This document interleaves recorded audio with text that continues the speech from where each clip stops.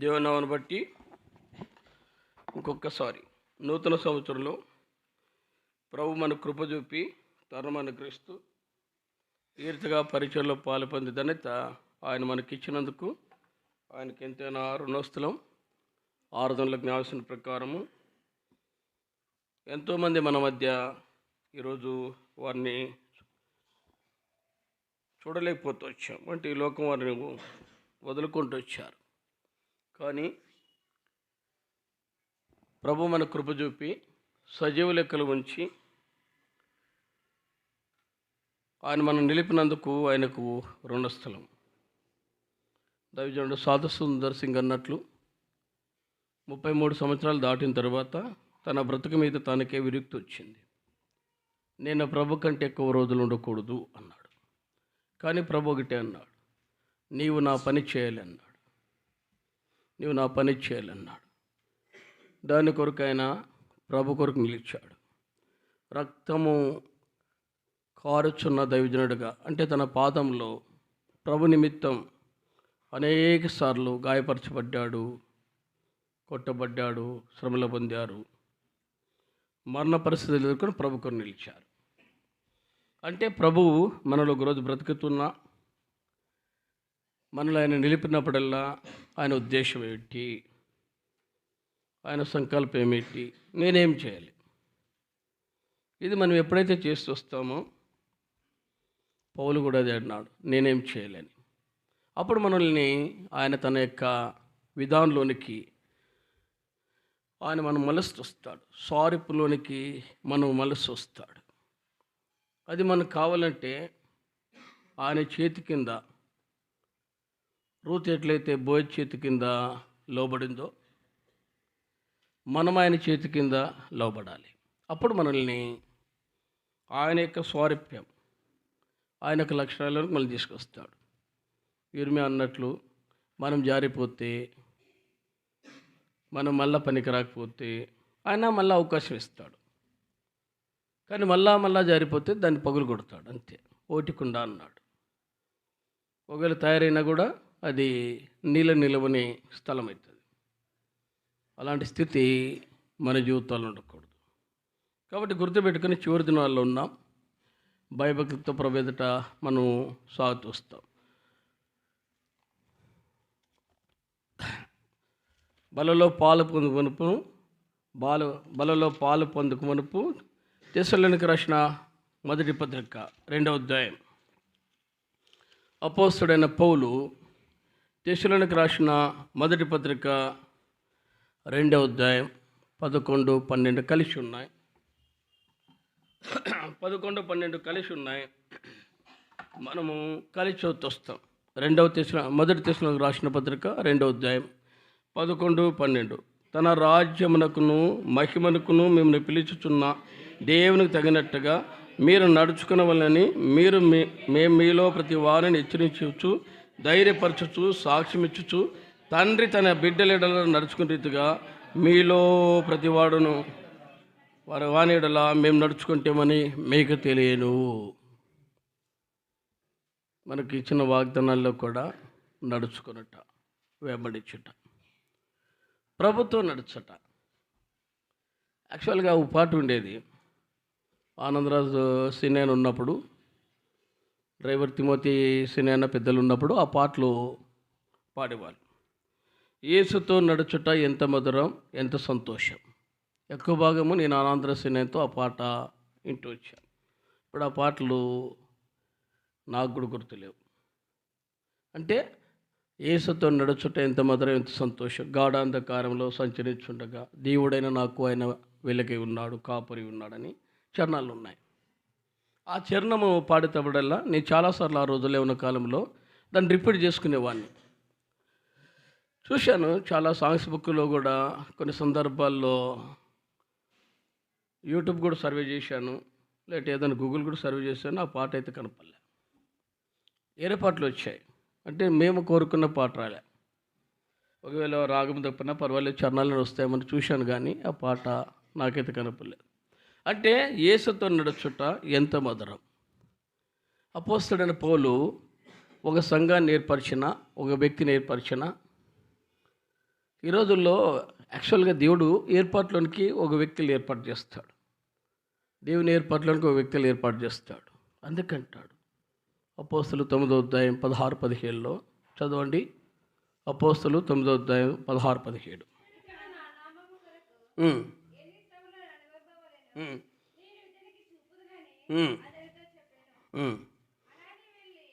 ఏంటంట ఇంకా 14 నుంచి చూస్తే ఇతడు నేను ఏర్పరచుకున్న పాత్ర అన్నాడు. అనేకుల్ని ప్రభు దగ్గర తీసుకురావాలి. ప్రభు ఏ వ్యక్తిని అయితే ఏర్పాటు చేసుకుంటూ వస్తాడో ఆ వ్యక్తి ఇతరులు సంపాదించాలి. రక్షణ మానవ పొందిన వ్యక్తుల్లో ఈ స్వభావము ఉండాలి. రక్షణ మానవ పొందిన వ్యక్తి, ఆరాధించే వ్యక్తి, బలలో పాలు పొందే వ్యక్తి, దేవుని పని చేసే వ్యక్తి, ఈ మాదిరి ఉండాలి. అంటే ఇతరులు ప్రభు దగ్గర తీసుకురావాలి. ప్రయాసపడ్డాడు, ఇతరులు సంపాదించాడు, సంఘాలు కట్టాడు. దైవజనుడ భగత్ సింగ్ గారు కూడా తన జీవితంలో ప్రభా నా జీవితం అంతా నీకు దారదత్తం చేస్తా అని అన్నా కూడా నీవే నాకు కావాలి అన్నాడు. దాని కొరకు ఆయన ఎన్ని చేశాడో మనము సాక్ష్యాలు విన్నాం. కుటుంబాన్ని వదులుకున్నాడు, ఆస్తిపాస్తులు వదులుకున్నాడు, బంధుత్వాన్ని వదులుకున్నాడు, స్నేహితులు వదులుకున్నాడు, అన్నీ వదులుకున్నాడు. రిక్తస్థలతో దేవుని వెంబడించాడు. ఈ గొప్పతనము ప్రభులో ఉంది కాబట్టి అది నిలిచింది కాబట్టి ప్రభువు ఆ వ్యక్తి శరీరీతిగా బలహీనుడైన, ఇంచుమించు 14 సంవత్సరాలు పైభాగమైన బలహీనుడైన, తర్వాత ప్రభు మహిమలోకి వెళ్ళి 26 సంవత్సరం నడుస్తున్నా, అంటే ఇంచుమించు 40 సంవత్సరాలు అవుతున్నా ఆయన పరిచర్యలు ఇంకొక కాలం, అంటే మన పిల్లలకు కూడా అది మాదిరిగా ఉంటాయి. అంటే ఒక వ్యక్తి ఏర్పాటులోనికి వచ్చిన తర్వాత తన స్వభావము ప్రభుకు అప్పజెప్పుట. ఎప్పుడైతే ప్రభుకు అప్పజెప్పుకుంటూ వస్తాడో ఆ వ్యక్తుల్లో ప్రభుకు ఉండే విధానం కోరుకుంటూ వస్తాడు. అపోస్తలుడైన పౌలు మాస్తోని సంఘమైన, తెస్సలోనిక సంఘమైన, మిగతా సంఘాలు ఎక్కడైతే ఏర్పాటు చేస్తూ వచ్చాడో వారిని హెచ్చరిక చేస్తూ వస్తారు. ఎందుకు ఒక వ్యక్తిని సంపాదించిన తర్వాత ఒక వ్యక్తి అంటే సంఘంలో ఏర్పాటు చేస్తారు, విడిచిపెట్టరు. అందుకే మనం అందరి విషయాల్లో కూడా సంఘాల బట్టి కూడా, పరిచర్లు బట్టి కూడా, మరి ఏర్పరచబడిన సంఘాలు కూడా ప్రతి మంత్లీ, ప్రతి క్వార్టర్లీ లేదా ఆఫర్లీ 1 year అలా స్పెషల్ మీటింగ్లు పెట్టి వాళ్ళ మధ్య వీళ్ళ మధ్య వాళ్ళు వెళ్ళి చూసేవాళ్ళు. అలా ఆదరించి, స్థిరపరిచి, బలపరిచి సంఘాలని ఆత్మీయంగా పెంచేవాళ్ళు. 2 వాళ్ళ అక్కర్ల విషయాల్లో గమనించేవారు. 3 వాళ్ళు రోగ దుఃఖాల్లో చూసేవారు. అలా వచ్చాయి కాబట్టి సంఘాలు స్థిరపరచబడుతూ వచ్చాయి.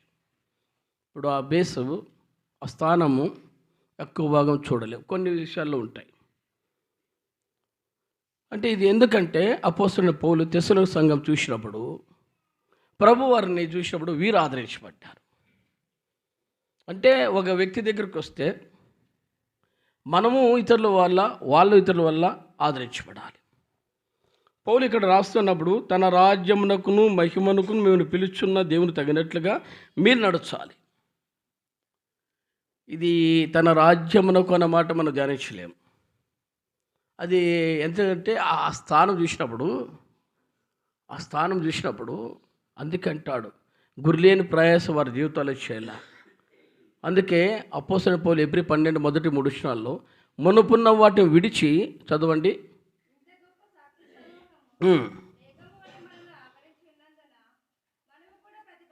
ప్రతి భారమును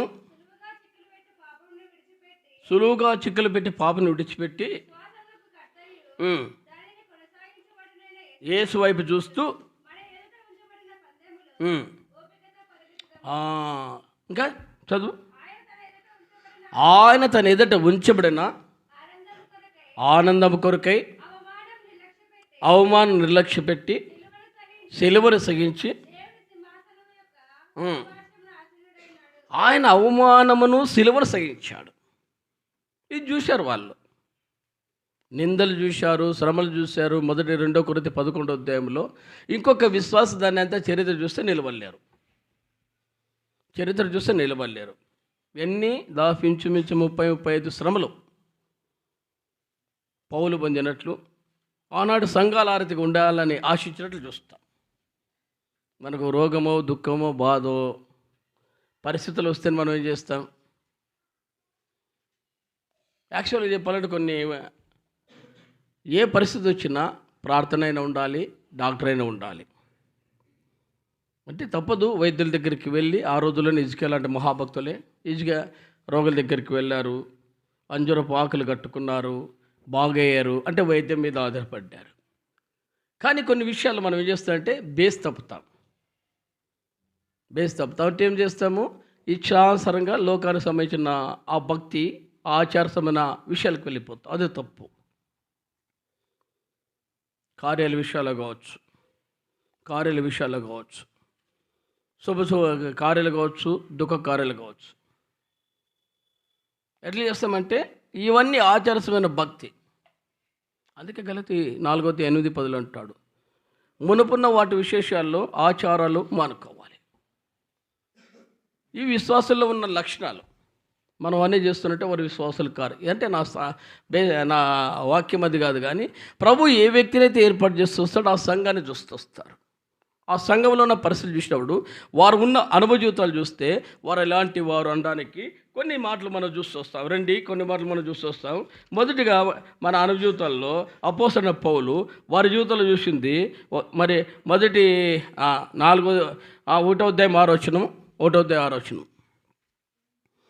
మొదటి తెస్సలోనికీయులకు రాసిన పత్రిక 1వ అధ్యాయం 6వ వచనం.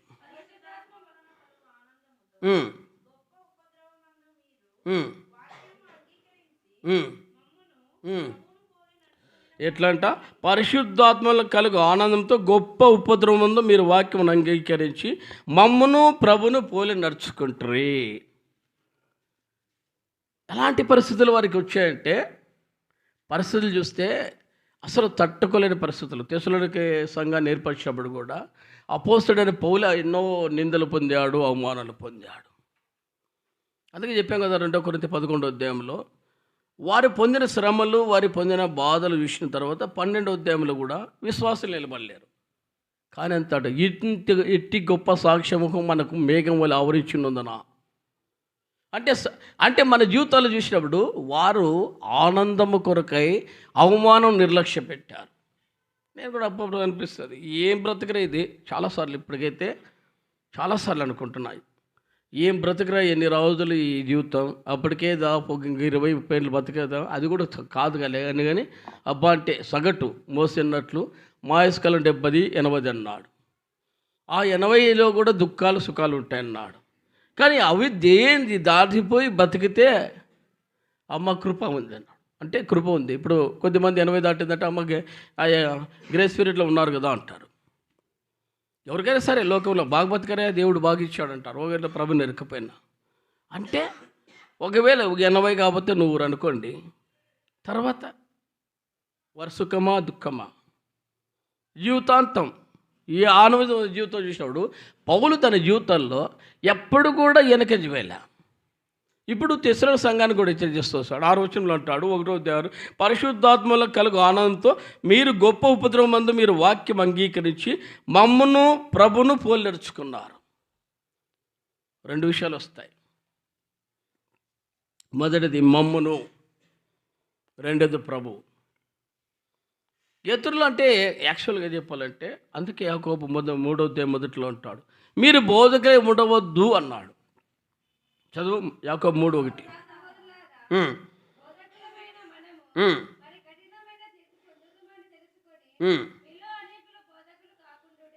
ఏంటంట? బోధించేవారు దాన్ని అనుభవించకపోతే ఏంటంటే ఇంకోసారి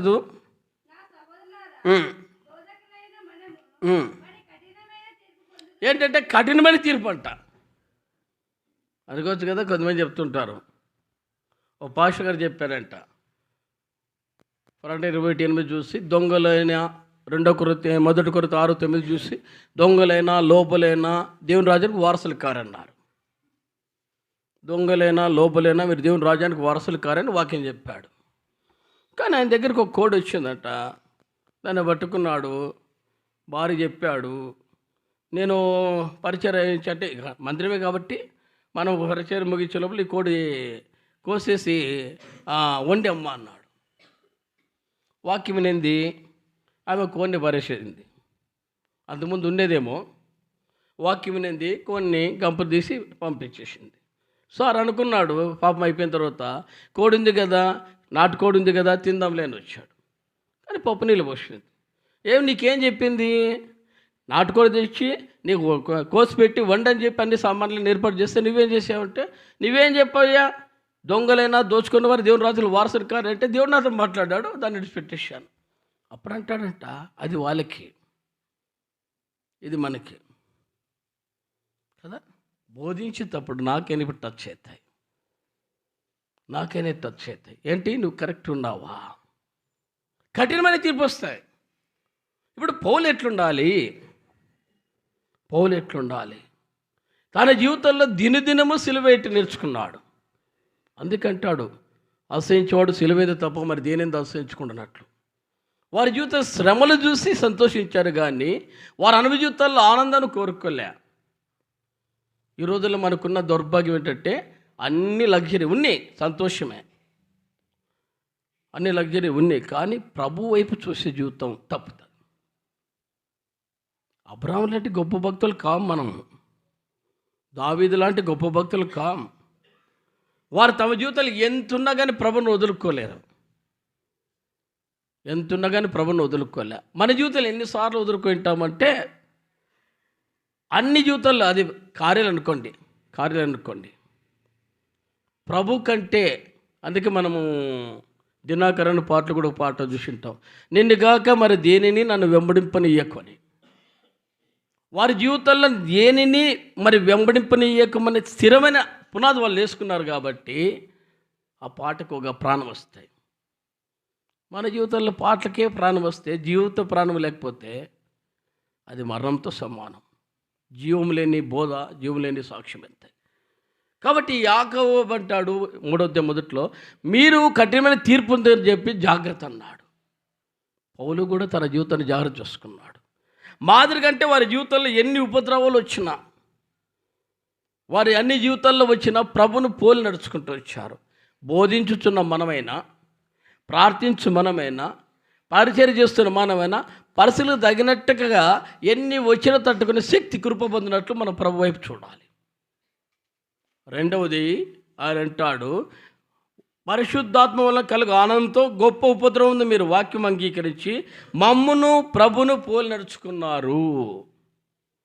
ప్రభు వైపు చూసినప్పుడు ఇది ఉంది, ప్రభు వైపు చూసినప్పుడు ఆయన ఉంది. ఆయన అంటాడు మత్తయి 20:28 అంటాడు, చదువు మత్తయి 20:28, మత్తయి సువార్త 20:28.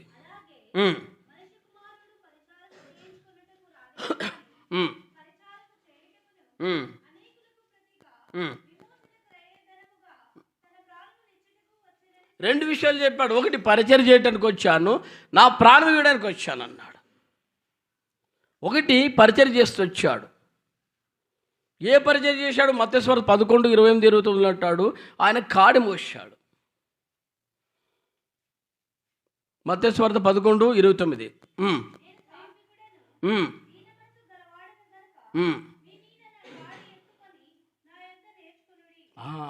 ఆయన సాత్వికంగా దేవుని పని చేశాడు, దీన మనసు దేవుని పని చేశాడు. అందుకంటాడు ఫిలిప్పీ 2వ అధ్యాయం 5వ వచనం నుంచి అంటాడు, అయ్యా ఆయన ఎలాంటి వంట, చదువు 2:5.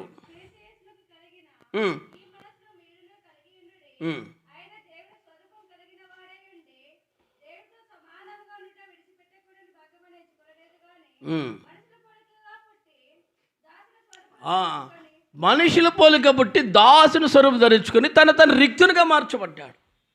అంటే ప్రభు పరిచర్య చేస్తూ వచ్చాడు. రెండవది, మరణమును పొందాడు. అంటే ఎన్ని శ్రమలు వచ్చినా ఆ వైపు చూశాడు పౌలు. ఈ రెండు, ఒకటి ప్రభు వైపు చూచుట, రెండవది వారి జీవితంలో దాన్ని అమలుపరుచుకునుట, మూడవది వారి జీవితంలో కూడా, అంటే ఇది మొదటి స్థానంలో ఉపద్రవమందు మీరు మాకు ఎట్లున్నట గొప్ప ఉపద్రవమందు వాక్యం అంగీకరించి, మరి మీరు వాక్యం అంగీకరించి మీరు మమ్మను ప్రభును పోలి నడుచుకున్నారు. వీరు కూడా ఎట్టి పరిస్థితుల్లో ప్రభును వదులుకోలేదంట. సంఘమైనా, విశ్వాసైనా, పరిచారకుడైనా ఈ స్థానం ఉండాలి. ప్రభును వదలకూడదు. మన దేశం ఋతు వర్ప ఆమె చెప్పింది నయోమి, అమ్మా నేను వెళ్ళిపోతున్నాను, నా పితరుల స్వాస్థ్యం పాలు తేనెలు ప్రవహించు ఆ దేశమైన బెత్లెహేమునకు నా ప్రాంతానికి వెళ్ళిపోతున్నా, నేను రిక్తాస్థాలతో వెళ్ళిపోతున్నా, నా దగ్గర ఏమి లేవు, కట్టుగుడ్లే, నా దగ్గర ఏం లేవు. కనీసం వాళ్ళకి అప్పట్లో ఛార్జీలు కూడా ఉన్నాయో లేవో తెలియదు, అంటే వాక్యం ఉంటుంది. మరి ఎలాగ పోతున్నారో మరి ప్రయాసతో కూడిన ప్రయాస. ఇప్పుడు ఆమె చెప్పింది, నీ తండ్రి ఉన్నాడు, నీ తల్లి ఉంది, నీ బంధువులు ఉన్నారు, నీకు సంబంధించిన దేవుళ్ళు ఉన్నారు, వాళ్ళ దగ్గరికి వెళ్ళిపోమ్మా, నేను వెళ్ళిపోతాను, ఇంక నేను అక్కడే చచ్చిపోతాను అంది. మనం చూస్తాం, ఓర్ప ముద్దు పెట్టుకుని అత్తను విడిచిపెట్టింది, రూత్ అయితే తత్తుకొని మన 16 నుంచి చూసి వస్తాం. అంటే మన జీవితంలో వెంబడింపులో విడిచిపెట్టి జీవితం ఉండకూడదు. అందుకంటే నీవు నివసించిన చోట నీవు నివసిస్తా, నీ జనమే నా జనము, నీ దేవుడే నా దేవుడు, నీ మృతి పొందే చోట నీ మృతి పొందుతా. ఈరోజు క్రైస్తవ సమాధులు పేర్లు మాత్రం క్రైస్తవ సమాధులు ఉంటాయి, కానీ క్రైస్తవ మరి ప్రకటన 14వ అధ్యాయంలో రాయబడిన ప్రకారము 13-14 ఇలాంటి అట్లు అడంటే ప్రభునందు మృతి పొందు మృతులు ధన్యులు అన్నట్లు మన ప్రభులో మృతి పొందినట్లు ఉంటాయి, కానీ జీవితం ఉండదు. అప్పుడు కావచ్చు మనం ఆ పేర్లు, ఆ శిలలు, ఆ చరిత్రలు చూసి సంతోషించవచ్చు, లేదంటే ఆచార్య చేసుకోవచ్చు. కానీ ప్రభుతో లేకపోతే అని అంటాడు, నేను నిన్ను ఎరగను అన్నాడు, నీ పేరు నాకు తెలియదు అన్నాడు, నీవెవరు అన్నాడు. ఈ స్థితిలో దిగజారుతాం. కాబట్టి మనం ఇక్కడ నటించవచ్చు, కానీ ప్రభు దగ్గర నటించలేము. ఇది వారెల్లంట మాదిరిగా ఉంటూ వచ్చారు. అందుకంటాడు, గొప్ప ఉపద్రవమందు మీరు మమ్మల్ని పోలి ప్రభుని పోలి నడుచుకున్నారు అన్నాడు. వీరు వారి జీవితంలో ఆదర్శ జీవితం అంటారు దీన్ని. ఎట్లా అంటారా? వారి జీవితాల్లో దీన్ని ఆదర్శ జీవితంగా వారు మలుచుకుంటూ వచ్చారు. రెండవదిగా మనం చూస్తే ఎట్లా అంటారు? 2వ అధ్యాయంలో 8వ వచనం చదవండి. అపోస్తలుడైన పౌలు తెస్సలోనికీయులకు రాసిన పత్రిక 2వ అధ్యాయం 8వ వచనం.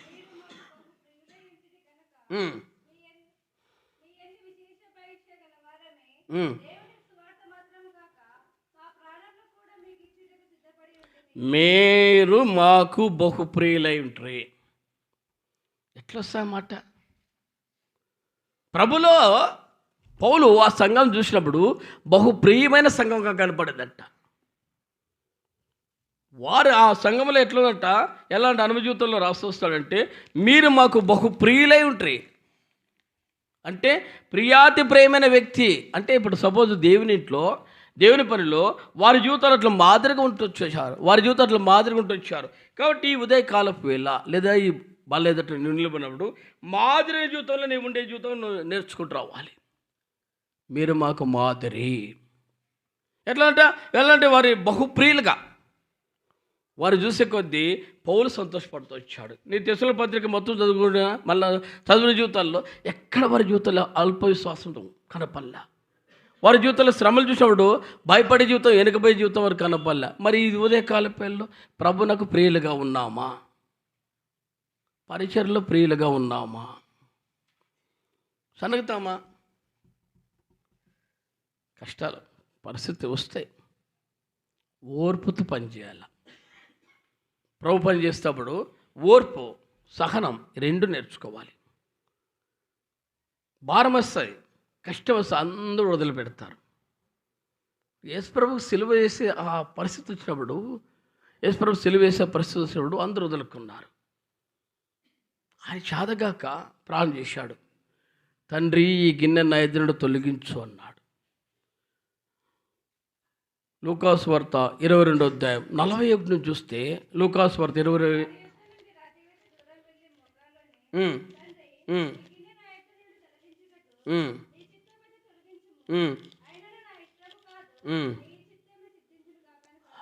ఎట్లా అంట, ఆ పాత్ర చూసే కొద్దీ ఆయన అంటాడు, ప్రభువా తండ్రి నీ చిత్తమైతే గిన్నె నా ఎదురు తొలగించు.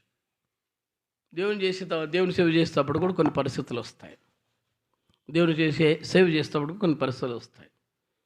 ఏంటయ్యా ఆయన ఒకసారి ఊహించుకుంటే ప్రభు యొక్క సిలువ కానీ, ఆయన పొందిన ఆ యొక్క క్రయధనము కానీ, ఆ యొక్క శ్రమలు కానీ చూస్తే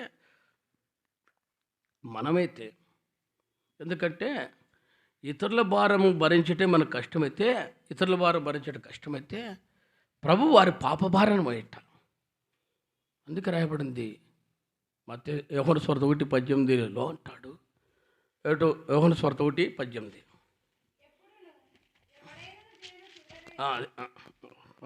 యోహాను సువార్త 1వ అధ్యాయంలో జ్ఞాపకం చేస్తూ ఏదంట, ఇదిగో 29.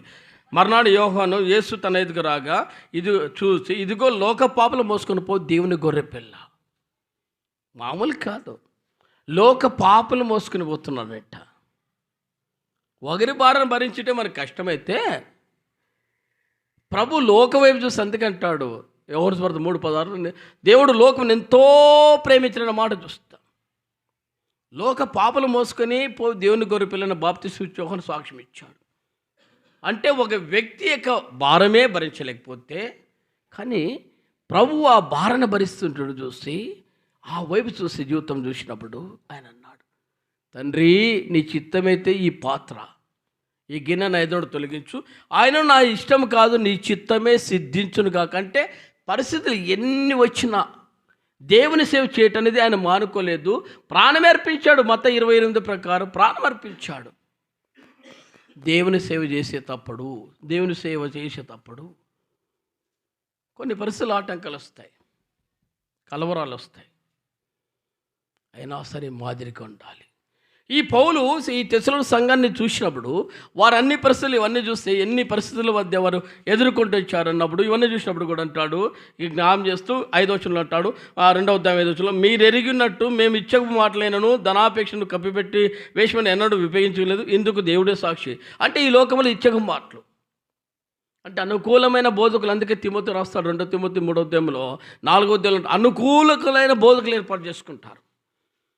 అనుకూలమైన బోధకులు, వారికి ఇష్టమైన బోధ కదా. అందుకే సంఘాలు ఎందుకు ఎదిరిపోతున్నాయి, చాలామందిగా ఎందుకు రాలేకపోతున్నారు? ఎట్లా అంటే కొద్ది కష్టం. సపోజ్ చెప్పాలనుకో, అంటే మాటికి వివాహ విషయాలు అనుకుందాం, దినాల విషయాలు అనుకుందాం, ఏదైనా కార్యాల విషయాలు అనుకుందాం. ఇది వాక్యానుసారమైనది కాదు, మేము చేయమన్నాం అనుకో అంటే 99% దేవుని కృపను బట్టి దాని విషయాల్లో ప్రభు వాక్యానికి కట్టబడి ఉన్నాం.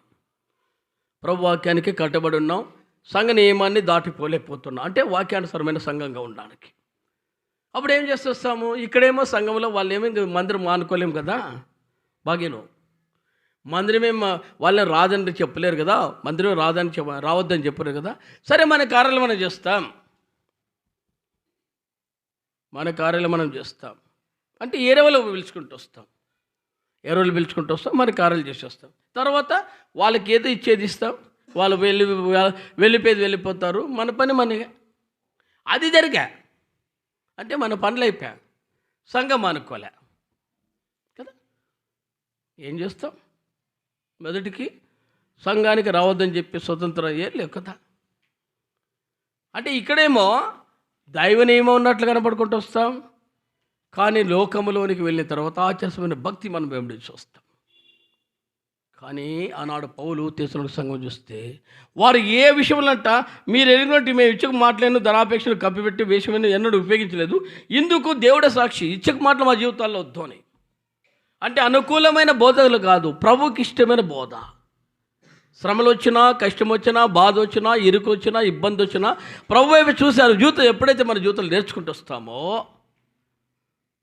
ప్రభు నాకు అందుకంటే 2వ అధ్యాయం 8వ వచనంలో అంటారు, మీరు మాకు బహుప్రియులు అంటారు కనుక మీ యందు విశేష ఆపేక్ష గలవరమై దేవుని సువార్త మాత్రం కాక మా ప్రాణములు కూడా మీకు ఇచ్చటకు సిద్ధపడి ఉంటిమి. దేవుని వాక్యమే కాదు, వారికి ఏ బాధ వచ్చినా, ఏ కష్టం వచ్చినా పౌలు అంటాడు, మేము మా పరిచారకులు ఎపఫ్రా దేవసేకుడుగా, లేదంటే తిమోతిగా దేవసేకుడుగా, వారు ఎవరైతే పరిచయం చేస్తున్నారో వారు ప్రాణం ఇస్తారట సంఘముల కొరకు. మేము ఎన్ని పరిస్థితులు వచ్చినా మీరు మాకు మాదిరిగా ఉన్నారు, ప్రియమైన వారిగా ఉన్నారు. ఈరోజు సంఘాలు ఎట్లున్నాయి? మన పరిచర్లు ఎట్లున్నాయి, విశ్వాసిగా మన లక్షణాలు ఎట్లుంటున్నాయి, ఒకసారి పరీక్షించుకో. పౌలు అంటాడు, మేము మీ కొరకు ప్రాణం ఇస్తాం. కారణం ఏంటంట, మీరు మాకు ఎట్లా ఉన్నట ప్రియమైన వారు కాబట్టి మీ ఏంది విశేష ఆపేక్ష గలవారమై. అంటే మేము వదులుకోలేము.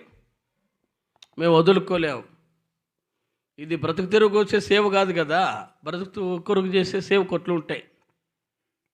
ఎట్లుంటా అంటే ఇప్పుడు నేను మరి చెప్పినట్లు అనుకూలమైన బోధకులు వారి స్థానం సంపాదించుకోవడానికి, అందుకే వాళ్ళు ఎక్కువ సంఘాలు కట్టుకుంటూ వస్తారు. సంతోషం. ప్రభువుకు ఇష్టమైన సేవ చేయట, ప్రభుకి ఇష్టమైన సేవ చేసి ఆ సంఘం ఆ పరిచర్లు ప్రభు దగ్గరికి నిలబడతాయి. కాబట్టి మన జీవితంలో గుర్తుపెట్టుకో, ఇక్కడ ఉపద్రవమందు నిలబడినారు. రెండవ మాట రాసొస్తాడు, రెండవ మాట అంటాడు, బహు ప్రియులై ఉంట్రి. దానియేలు జీవితంలో కూడా చూస్తాం. 10వ అధ్యాయంలో దానియేలు కూడా మాట చూస్తాం. దానియేలు గ్రంథం 10వ అధ్యాయం. దానియేలు గ్రంథం 10వ అధ్యాయం.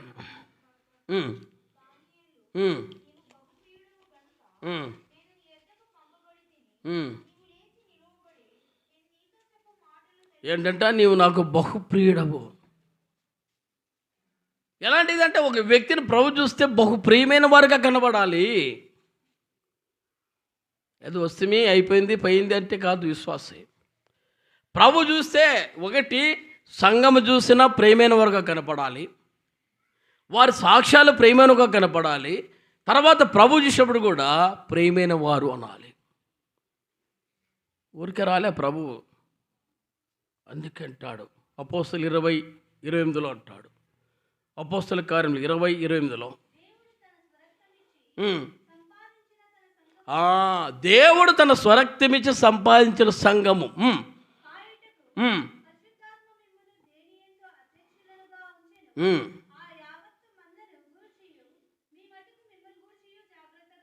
ఏంటంట 20:28 అంటున్నాడు. అయ్యా ఇంకోసారి చదవమ్మా. కాయుటకు దేని యందు అధ్యక్షులుగా ఉంచెనో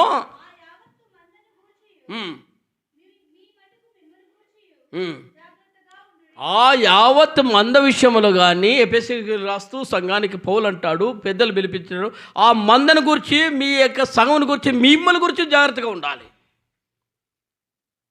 ఇది లేకపోతే ఒకానొక రోజు ప్రభులో మన ప్రియమైన వారు కాం. దానియేలు చూసినప్పుడు కూడా వారి జ్ఞానపరులు మామూలు కూడా కాదు. ఆరోగ్యంలో ప్రధానమంత్రి స్థానంలో ఉన్నారు,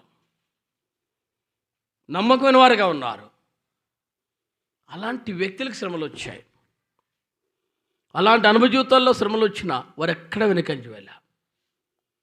అంటే దేవుని సంఘము కాసే స్థితి అయినా విశ్వాస జీవితంలో ప్రభునకు ప్రియమైన వారుగా ఉండాలి.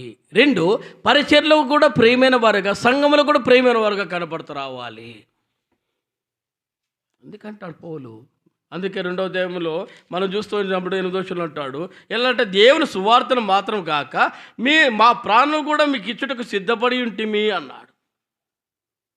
అంటే దేవుని సంఘం చూసినప్పుడు పరిచయం చేయవారు వారి విషయంలో సంతోషపడే సంఘంగా ఉండాలి. ఈ రోజులు ఇలాంటి అనుభవ జీవితాలు సంఘాల్లో కష్టం. అసలు బోధలే కొద్ది కష్టంగా ఉంటాయి. కాబట్టి గుర్తుపెట్టుకో, దేవునిలో నీవు ఏర్పాటు చేయబడ్డావు, గుర్తుపెట్టుకో.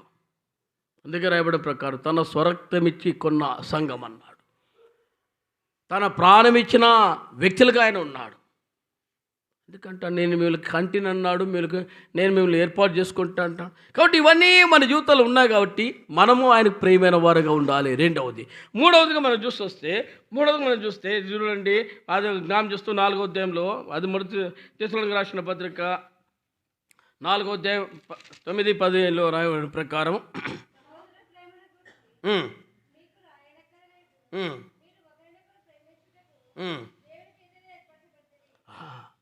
సహోదర ప్రేమను గురించి మీకు రాయనక్కర్లేదు, మీరు ఒకరినొకరు ప్రేమించుటకు దేవుని చేతిని ఏర్పరచబడి ప్రేమించేవారుగా ఉన్నారు. ఏంటంట? అందుకంటాడు దేవుని చేత ప్రేమింపబడిన వారుగా ఉన్నారంట. ఈ రోజుల్లో ప్రేమ అనే దానికి నిదర్శనం ఉండదు. చాలా వరకు చాలా చెప్పాలంటే చాలా కష్టం. ఒక వ్యక్తి సహోదరులుగా చూసినప్పుడు కొన్ని సందర్భాలు అనిపిస్తాయి. సామెతలు 17:17 సామెతలు 17:17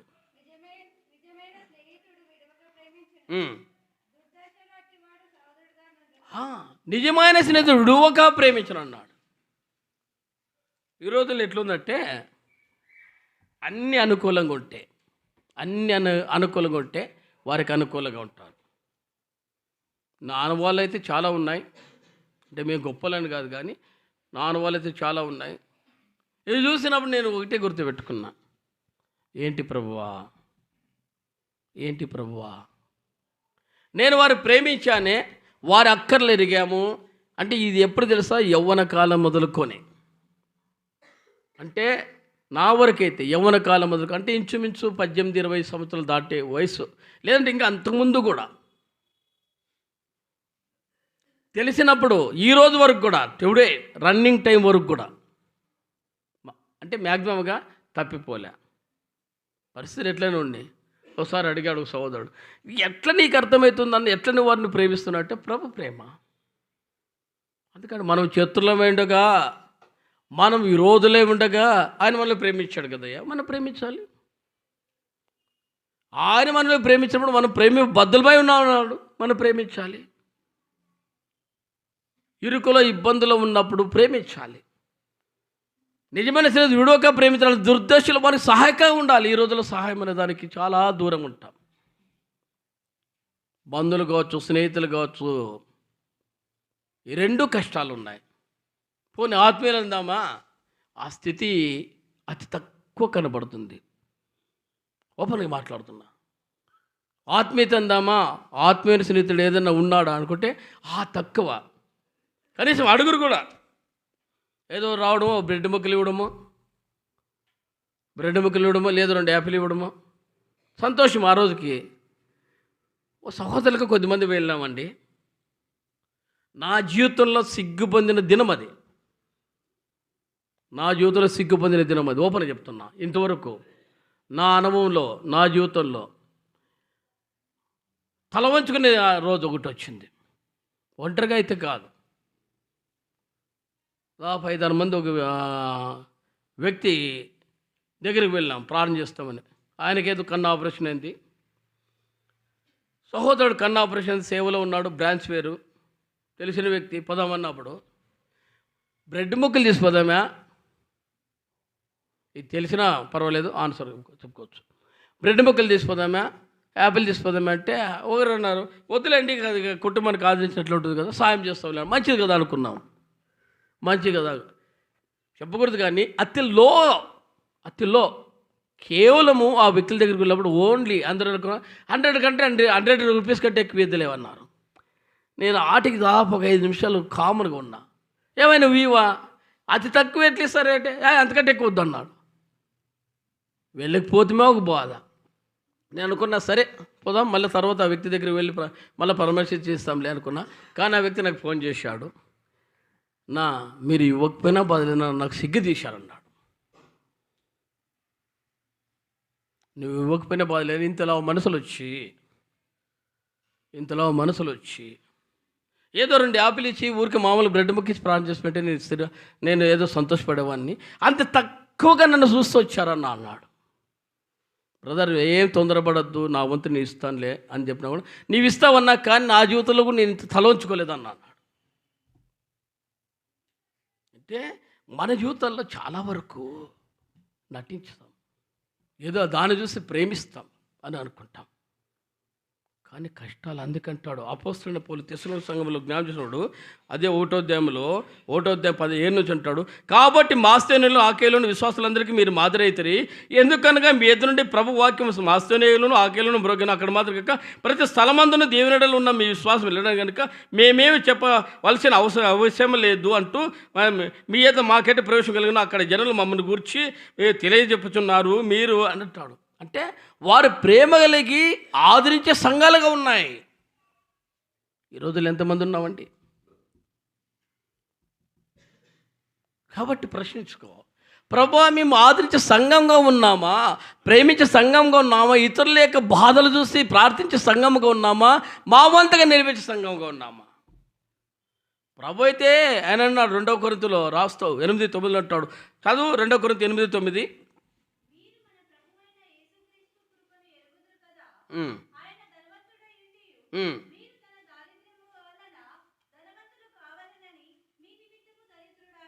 ఆయన ఏంటంటే మనల్ని స్థిరపరచడానికి, మనకు మాదిరి చూపడానికి ఆయన దరిద్రుడయ్యాడు. మీరంత దరిద్రమా నేను ఉండమని కాదు. చూసినప్పుడు వారు అక్కర్ల కొలది ఇచ్చారంట. అందుకే అపోస్తలుల 4వ అధ్యాయంలో మనం చూస్తే తమది కాదనుకున్నారు వారి ఆస్తులు. వారి ఆస్తులు తమది కాదనుకున్నారు. ఏంటి నాకు కూడా ప్రశ్నలే ఉంటాయి. యాకోబు 1:3 ప్రకారం దశమ భాగాల విషయాలు కావచ్చు. యాకోబు అంటాడు 28వ అధ్యాయంలో ఆఖరి వచనం చదవండి. 28వ అధ్యాయం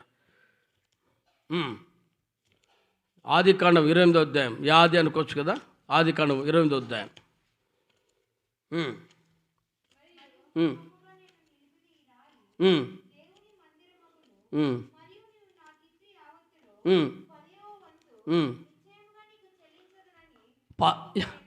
ఏంటంట నాకిచ్చి యావత్తులో. మనం ఏం చేస్తామండి? నేనైనా నాకు కూడా ఈ ప్రశ్న ఇప్పటికీ ఉంది, ఓపెన్ మాట్లాడుతున్నా. యావత్తులో దశమవిడమే కష్టమైతే అనుకున్నా, యావత్తులో ఇవ్వలేదే అని ఓపెన్ ఇప్పుడు మళ్ళీ మాట్లాడుతున్నా. పొలం అమ్మినప్పుడు కూడా ఎప్పుడు చెప్పలే, ప్రభు ఉద్దేశం అది. బోధిస్తున్న నేనైనా క్షమాపణ చెప్పాలి. స్థలం అమ్మినప్పుడు కూడా తీసుకొచ్చిన దాంట్లో తక్కువ ఇచ్చాను. ఇంట్లో వాళ్ళు అడిగారు, బోధ చేస్తున్నావు నీవు ఇచ్చావా అని. పరిస్థితులు బాగాలేవు, మరి ఎట్లా చేస్తావు? ఈరోజు కూడా ప్రశ్న నాకు అది. ఎందుకంటే ఇంటికి సాక్ష్యం చెప్పలేకపోతేనే సంఘానికి ఏ సాక్ష్యం చెప్తాం, సమాజానికి ఏ సాక్ష్యం, ప్రభుకే సాక్ష్యం చెప్తాం. నేను కూడా దోషినే, కానీ పరిస్థితులు నిలవలేకపోతూ వచ్చాయి. యాకోబు అంటాడు, నీవు నాకు ఇచ్చి వాటింట్లో దశమ భాగం నీకు ఇస్తానని దాన్ని నెరవేర్చాడు. అందుకు దీవించబడ్డారు వాళ్ళు, అందుకు దీవించబడ్డారు. మన జీవితాల్లో నేను కూడా అనుకున్నా, ఏం ప్రభావం నాకు దీవించబట్టే ఆ మాట నువ్వు నెరవేరుస్తున్నావా? 8 ఆఖరి వచనంలో నేను నెరవేర్చలేకపోతున్నా కాబట్టి దేవుడు నన్ను కూడా ఇంకా పెట్టాడు. కాబట్టి ఊరికి నటిస్తున్నాం. కాబట్టి మన జీవితంలో ప్రభు నాకు మాదిరిగా ఉండాలంటే వారు తమ జీవితాలు ప్రాణం ఇచ్చారు, వారి జీవితాలు మాదిరిగా ఉన్నారు. అన్నిట్లో యాకోబు అంటాడు, నువ్వు నాకు ఇచ్చు వాటన్నిట్లో నువ్వు నాకు ఏమిస్తావో దశమభాగం నీవయ్యా అన్నాడు. వర్ధిల్లారు, దీవించబడ్డారు, ఆశ్రయించబడ్డారు. ఆయన చేయి పన్నెండింటిలోనూ దేవుని యొక్క సహాయం యాకోబే కాక యేషపు కూడా తోడై ఉన్నారు. మరి మన జీవితాలు ఎక్కడ తోడు కదా? భయం రావాలి. అందుకంటాడు 2 తిమోతి 3వ అధ్యాయం 5 వచనాల్లో, పైకి భక్తి గలవారే ఉండి దాని శక్తి లేదన్నాడు. 5వ వచనంలో పైకి భక్తి గలవారే ఉండి దాని శక్తి లేనివారు అన్నాడు. చదువు.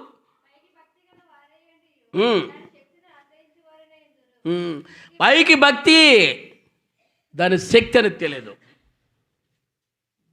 కాబట్టి మాదిరి జీవితం ఉండాలి. వారు ప్రేమించే జీవితంలో ఉన్నారు. 3వదిగా ఎన్ని అనుభవ జీవితము మన జీవితంలో ఇది లేదంటే బళ్ళల్లో అంటే మంచిది కరెక్ట్గా ఉండలేకపోతున్నాం. ప్రభా ఇప్పుడు మనం అనుకుందాం అనుకో కొన్ని సందర్భాలు వస్తాయి. కొన్నిసార్లు అంటారు, అన్న ఈ పరిస్థితుల మధ్య కూడా మీరు ఇంకా ప్రేమిస్తున్నారు, ఆదరిస్తున్నారు. మీకు అంటే ఆ రోజు మేము తల ఉంచుకుంటాం, మీరు తలెత్తుకుంటారు అన్నారు. మేము తల ఉంచుకుంటాం, మా మధ్య తిరిగే వ్యక్తుల పేర్లు వద్దు, మేము తల వంచుకుంటాం, మీరు తలెత్తుకుంటారు. వాళ్ళు నేను లేనప్పుడు కూడా కొన్ని సందర్భాల్లో మేము తలెత్తుకోలేమయ్యా, ఆయన తలెత్తుకునే స్థితిలో ఉన్నాడు. అంటే తెలిసి బేస్తో దాన్ని నెరవేర్చలేకపోతున్నాం. ఈ మధ్యాహ్న కాలం ప్రభు నిన్ను అడిగేదంటే మాదిరి జీవితంలో ఎట్లుంటున్నాం, సంఘ జీవితంలో ఎట్లుంటున్నాం, పరిచయ జీవితంలో ఎట్లుంటున్నాం, ప్రేమ జీవితంలో ఎట్లుంటున్నాం. వీరి జీవితంలో నువ్వు లేకపోతే ప్రభు అడుగుతున్నాడు. వారు ఎలాంటి వారంటే తెస్సలోనికీయులకు రాస్తూ మరి 4:9 అంటాడు, మీరు సహోదర ప్రేమ గురించి మీకు రాయనక్కర్లేదు, మీరు ఒకరిని ప్రేమించడానికి దేవుని చేత ఏర్పరచబడినారు అంటూ, అలాగనే మాస్తోనే ఎంత ఉన్న సహోదరులు మీ అందరినీ మీరు ప్రేమించున్నారు అన్నాడు. సహోదరులారా, మీరు ప్రేమేందు మరి ఎక్కువగా అభివృద్ధి పొందొచ్చుండవలని సంఘమునకు వెలువబడి వారి ఎడల మర్యాదగా నడుచుకోవచ్చు. మీకేమీ కొదవ లేనట్లును మేము మీకు ఆజ్ఞాపించిన ప్రకారం మీరు పరుల జోలికి పోక మీ సొంత కార్యలు జరుపుకుంటేందును మీ చేతులతో పనిచేయటందును ఆశలు ఉండవని మిమ్మల్ని హెచ్చరించుచున్నాం. ప్రభులో మనం ఎట్లా అంటే పనివారిగా ఉండాలి, ఖాళీగా ఉండకూడదు. అందుకంటే స్వస్థాలతో వాళ్ళు పనిచేశారు. ప్రభు పనిలో మనం పనే కాక మనం కూడా ఖాళీగా ఉండకూడదు. ఇంకొక మాట చూస్తాం, నేనేనో చెప్పుకుంటూ వచ్చాము కానీ ఇంకో మాట చూస్తాము. చదవండి 2వ తెస్సలోనికీయులకు, అదే మొదటి తెస్సలోనికీయులకు రాసిన పత్రిక 2వ అధ్యాయం మొదటి 2-3 వచనాల్లో, మీరు ఎరిగినట్టే మేము ఫిలిప్పులో ముందు శ్రమపడి అవమానం ముందు ఎంతో పోరాటంతో దేవుని సువార్త మీకు బోధించడం చేత మన దేవుని ఎందుకు ధైర్యం తెచ్చుకుంటామని మీకు తెలియదు. ఏళ్ళగా మా బోధ కపటం మీద కాదు, అపిత్రమైనది కాదు, మోసక్తమైనది కాదు అంటూ జ్ఞాపం చేస్తూ అంటాడు అపోస్తలుడైన పౌలు. 2వ మాట కూడా జ్ఞాపం చేస్తూ ఒక మాట రాయబడింది. ఎలా అంటే జ్ఞాపం చేసినప్పుడు నమ్మకమైన వారుగా 4వ అధ్యాయం 10వ వచనంలో అంటాడు. 4వ అధ్యాయం 10వ వచనంలో, అలాగనే మాసైనంతటి ఉన్న సహోదరులందరూ మీరు ప్రేమించున్నారు. సహోదరులారా, మీరు ప్రేమేందు మరి ఎక్కువగా అభివృద్ధి పొందుతున్నారు. సంఘమును వెలుపటి వారి చేత మర్యాదగా నడుచుకోవచ్చు. మీకేమీ కుదలేనట్లు మేము మీకు ఆజ్ఞ ప్రకారం మీరు పరుల జోలికి పోక. వెళ్ళాలంట మాదిరి అని జీవితం. మన ఇతరులకు మాదిరి ఉండాలి, ఇతరులు ప్రేమించేవారుగా ఉండాలి. మనం మాదిరి లేని జీవితంలో ఎప్పుడైతే ఉంటొస్తామో కాబట్టి మనము నమ్మకమైన వారుగా మాదిరి జీవితంగా ఉండాలి. ఆఖరికి ఒక మాట చూస్తాం, ఐదవదిగా ఒక మాట చూస్తొస్తాము. చూడండి, అదే తెస్సలోనికీయులకు మరి రాసిన పత్రిక 2వ అధ్యాయం 11వ వచనం.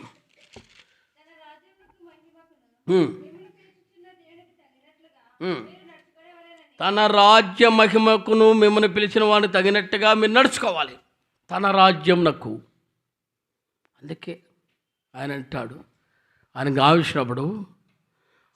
చూసినప్పుడు ఆ రాజ్యంలోనికి మనల్ని పిలిచిన వారి యొక్క గుణాశ్రములు అందుకే అపోస్తలుడైన పౌలు మరి రాసినప్పుడు అపోస్తలుడైన పౌలు మొదటి పేతురు 2వ అధ్యాయం 9-10లోన చదవండి.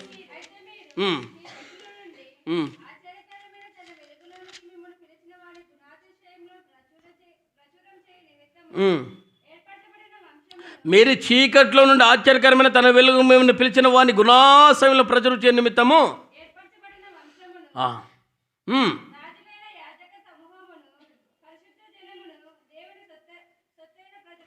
ఏంటంటే మీరు చీకట్లో నుండి ఆశ్చర్యకరమైన తన వెలుగు మిమ్మల్ని పిలిచిన వాని గుణాశయాలు ప్రచురించే నిమిత్తం ఏర్పరచబడిన వంశం, రాజుల యాజక సమూహం, పరిశుద్ధ జనం, దేవుని సొత్తైన ప్రజలు.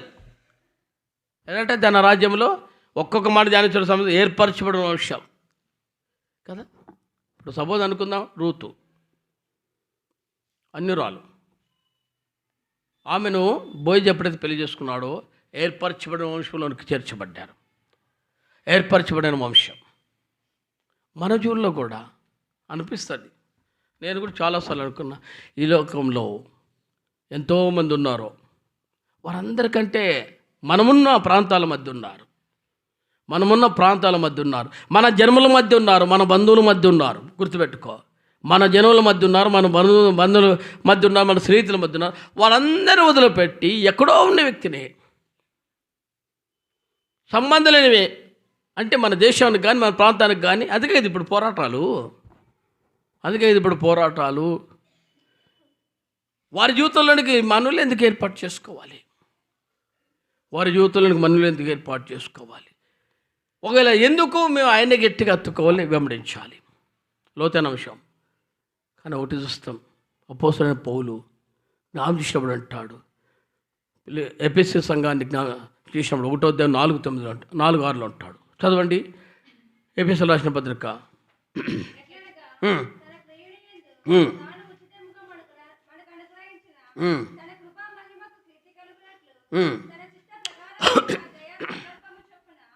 తన చిత్త ప్రకారమైన దయా సంకల్పం చెప్పన యేసుక్రీస్తు ద్వారా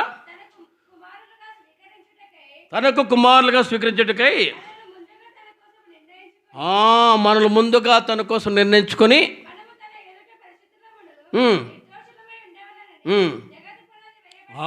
ఏంటంట మనము తన ఎదురు నిర్దోషులుగాను పరిశుద్ధులుగా ఉండాలి జగత్పునరులు ఏర్పరచుకున్నాడు. యేసుప్రభువుని ఎరిగితే ఏమి రావాలంట? నిర్దోషులు కావాలి, పరిశుద్ధులు కావాలి. ఎవరేదట? అందుకే అంటాడు అపోస్తలుడైన పౌలు ఎఫెసీయులకు రాసిన పత్రిక 1వ అధ్యాయంలో మనం చూసిన ప్రకారము అపోస్తలుడైన పౌలు ఎఫెసీయులకు రాసిన పత్రిక 1వ అధ్యాయంలో జ్ఞాపించినప్పుడు అంటాడు, యేసుక్రీస్తు ద్వారా తన కుమారుగా స్వీకరించుటకై మనల్ని ముందుగా తన కోసం నిర్ణయించుకొని మనము తన ఎదుట పరిశుద్ధులమును నిర్దోషం ఉండవాలని ముందుగా ఏర్పాటు చేసుకున్నాడు. ఎప్పుడు? జగత్ పునాది వేయబడకునిపే. నీ వల్ల అయింది అనుకానా అనుకుంటాం మనం. అప్పుడు మా అమ్మ ఎరిగింది, మా నాయన ఎరిగాడు. కొద్దిగా మనం చెప్తుంటా క్రైస్తవ కుటుంబాల్లో, ఏంట్రా నీ రూపే మారలేదు. నేను అదే చెప్తుంటా నాకు తెలిసిన స్నేహితుల్లో.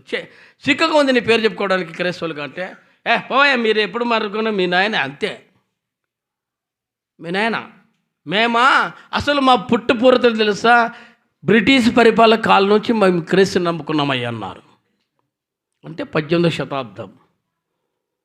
అంటే ఇప్పటికన్నీ 300 సంవత్సరాల పై భాగం. వారి వంశావళన్నీ మీరన్నా అప్పుడు పేర్లు మారినాయి కానీ మా పేర్లు రావు, అన్ని కృష్ణ పేర్లు అన్నారు. ఈ రెండు కరెక్టే. ఆయన చెప్పింది వాళ్ళ తాతల నుంచి. అంటే పోనీ అంటే కనీసం బ్రిటిష్ పరిపాలన లేకపోయినా, అంటే మన కనీసం అంటే ఎప్పుడూ స్వతంత్ర రాకముందు నుంచి అంటే ఇన్నేళ్ళు కనీసం 3-4 తరాలు దాటిపోయినా, లేదా ఒక 5-10 తరాలు దాటిపోయినా వాళ్ళ వంశం కరెక్టే. కానీ క్రియలు లేకపోతే అందుకంటాడు. ఎందుకు జ్ఞాపించినప్పుడు ఆయన ఏంటంట నిర్దోషులుగాను ఏంటంటే మనం తన నిర్దోషులుగాను పరిశుద్ధులుగా ఉండాలని జగత్ పునః ప్రేమ చేత మనల్ని క్రీస్తులో మనల్ని ఏర్పాటు చేసుకున్నాడు. అందుకంటే మన వల్ల కలిగిన కార్యం కాదు అన్నాడు. కాబట్టి మనము క్రీస్తులు ఏర్పాటు చేసుకున్నప్పుడు ఆయన ఎదుట నిర్దోషులుగా నిలబడాలి, పరిశుద్ధులుగా నిలబడాలి, అవమానం నొందని వారిగా మనం నిలబడాలి. తల వంచే స్థితులకు మనం ఉండకూడదు. తలవంపలు తెచ్చే స్థితిలో మనం ఉన్నామంటే ఇంత బ్రతికి. అందుకే అపోస్తలుడైన పేతురు తన మొదటి పత్రిక 4వ అధ్యాయం, అపోస్తలుడైన పేతురు తన మొదటి పత్రిక 4వ అధ్యాయంలో 4వ అధ్యాయం 16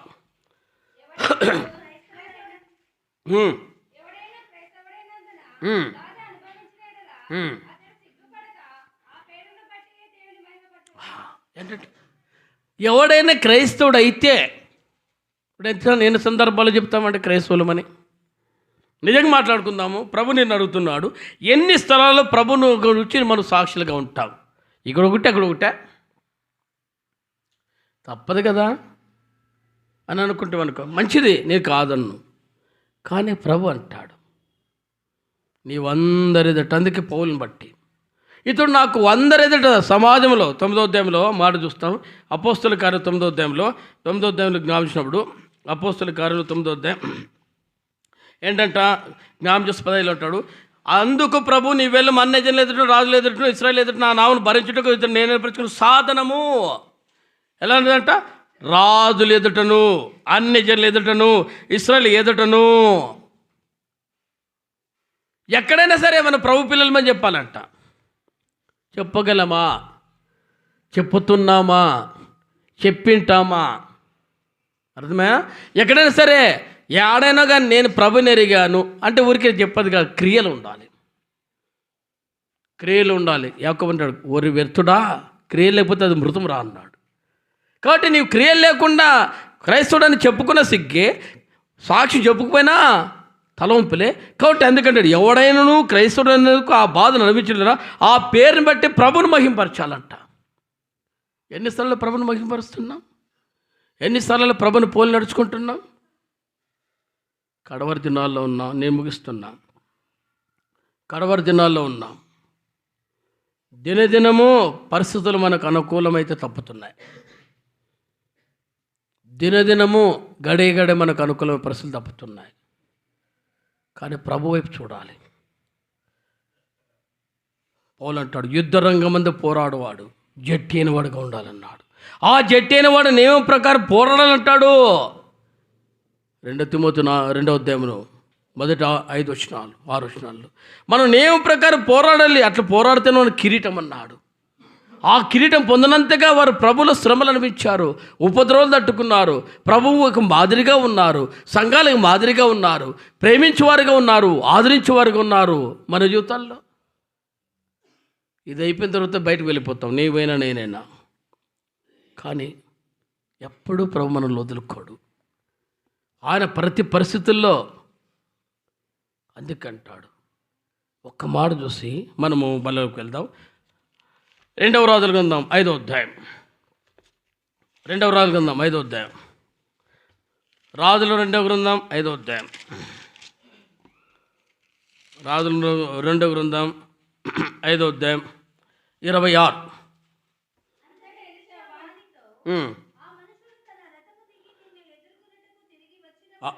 అంతటి ఎలీషా వానితో, ఆ మనుషుడు తన రథము దిగి నిన్ను ఎదుర్కొన్నట్టుకు తిరిగి వచ్చినప్పుడు నా మనస్సు నీతో కూడా రాలేదా? అంటే ఎక్కడికైనా సరే, ఏ స్థలం ఉందైనా సరే దేవుని ఆత్మ మనతో ఉంటాయి.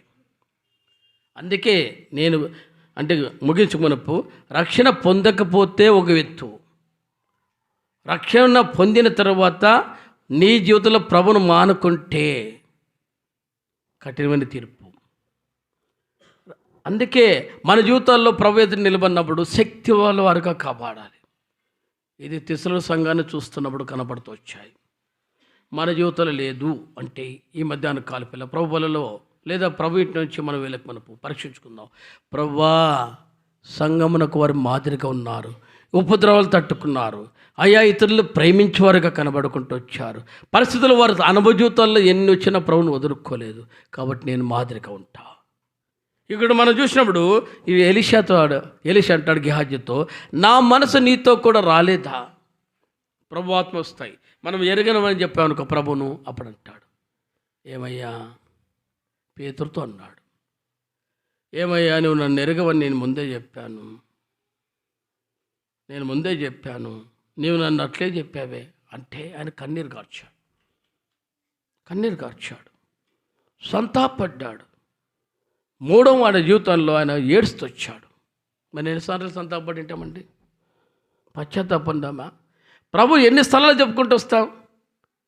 ఇది లేకపోతే ఒకరోజు ఉంటాడు, నేను మిమ్మల్ని ఎరగను, అక్రమ చివరి నా ఎదురు నుండి తొలగిపడినట్టు మత్తయి సువార్త 7వ అధ్యాయంలో 21 నుంచి చూసినప్పుడు ప్రభు అని పిలిచి ప్రతివాడును పరలోక రాజ్యం ప్రవేశించాడు, కానీ నా తండ్రి చిత్త ప్రకారం చేయవాడే నా ఎదురు ప్రవేశించనంటే అంటాడు. ఆదిలో అద్భుతం చేయవారు వస్తారు, స్వస్థతనిచ్చేవారు వస్తారు, గొప్ప కార్యాలు చేసిన వారు ఉంటారు, దయలు వదిలికొట్టిన వారు ఉంటారు. వారందరూ చూసి నేను ఎక్కువ మాట అక్రమ చేయవారులారా నా ఎదురు తొలగిపోండి. ఆ స్థానంలో ఏంటంటే అద్భుతం చేయవారు, స్వస్థతనిచ్చేవారు, ప్రార్థనా పరులు వారందరూ కూడా ప్రవేశం నిలవలేరు. మరి నీవు నిలబడతామా? వారిని ఏమాటన్నప్పుడు నీ జీవితంలో ఒకసారి పరీక్షించుకో. ఆ మనసు నీకు వస్తాయి. ప్రభు అడుగుతొస్తాడు. మాటల్లో తప్పితే, క్రియల్లో తప్పితే, ప్రేమలో తప్పితే సంఘాన్ని చూసినప్పుడు ప్రభువును తగినట్లుగా మనం నడుచుకోవాలి. అందుకే కొలసలు రాసినప్పుడు 9:9-10-11 అంటాడు, ప్రభువును తగినట్లుగా మనం నడుచాలి. నడవకపోతే ప్రభు అని చూస్తున్నాడు. పరీక్షించుకుందాం. ప్రభువా, నేను నడవలేకపోతున్నా, నిజంగా నేను మరి యాకోబు అన్నట్లు ప్రతి దాంట్లో కూడా నేను ఇవ్వలేకపోతున్నా.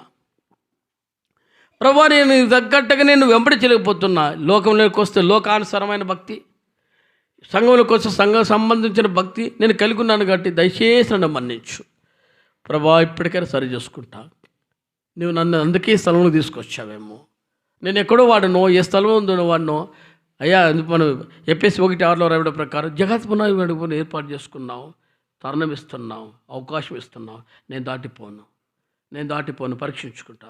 ప్రభా, తెస్సలోని సంఘం మాదిరిగా ఉంది, ఉపద్రవాలు తట్టుకుంది, ప్రేమ కలిగిన వారుగా ఉన్నారు, సహోదర ప్రేమ కలిగి ఉన్నారు, ఆదరించే వారుగా ఉన్నారు. మరి వారు ప్రభును నడిచే జీవితాలు ఉన్నారు, పోలిన వారిగా ఉన్నారు. వారు చూసినప్పుడు పౌలు సంతోషపడేవారు ఉన్నారు, మమ్మల్ని చూస్తే సంతోషం లేని వారిగా ఉన్నాం. మా నడత, మా ప్రవర్తన మాకు మాదిరిగా లేకపోతుంది. అదే విషయంలో బిలాంతో కూడా మరి గాడిదతో పలికినప్పుడు అంటాడు, నీ నడత విపరీతమైంది అన్నాడు. నీ నడత నాకు విపరీతం అన్నాడు. అంటే ఎక్కువ అటు ఆడిగేమో మరి బాల దగ్గర పోయినప్పుడు పర్వాలేదులే నేను చేపిస్తానంటాడు. ఇశ్రాయేలు ప్రజలు దేవుని దగ్గరికి వచ్చినప్పుడు ప్రభా నువ్వేం చెప్తే అది వింటానంటాడు. బిలాములో ఉన్న దౌర్భాగ్యమైన జీవితం అంట. రాజు ఎదుటిపోయిన తర్వాత నువ్వు ఎట్లా చెప్తే ఎట్లా కానీ లేదా పైసలు అంటాడు, తీసుకుంటాడు. రాజు దగ్గర అక్కడ రాజు నుంచి బయటకు వెళ్ళిపోతాడు. దేవుని దగ్గరికి వస్తే భయపడి ఏం చేస్తాడంట, అయ్యో ప్రభా నువ్వు ఎట్లా చెప్తే ఎట్టింటా అంట. అదే జీవితం మనలో వస్తాయి. అదంటూ వద్దు. పరీక్షించుకుందాం. బయటికి పోతే క్రైస్తవుడుగా ఉండాలి, ప్రభు ఎదుట నిలబడిన క్రైస్తవుడిగా ఉండాలి, సంఘంలో ఉన్న దేవునికి నమ్మకమైన వారుగా ఉండాలి. అలాంటి వారుగా నీ ఉంటే ఓ రోజు తలెత్తుకుంటావు. మనం చూసినప్పుడు కూడా అంటాడు, నా తండ్రి చేత ఆశించబడిన వల్ల రండి. మత్తయి 25లో రాయబడిన ప్రకారం 34-35 అంటాడు, నా తండ్రి చేత ఆశించబడిన వల్ల రండి, మీ కొరకు సిద్ధపరిచిన రాజ్యం మీకు నియమించబడింది అన్నాడు. మనకు ఆ రాజ్యంలో నీ ఒక్కదారడెత్తావు. ఆ రాజ్యంలోని పాలిపోసినట్టు వారిగా నీవు నేను ఉండనట్లు సరి చేసుకుందాం. తల ఉంచండి, ప్రాణం చేస్తూ వస్తాం. తల ఉంచండి, ప్రాణం చేసుకుంటూ వస్తాం.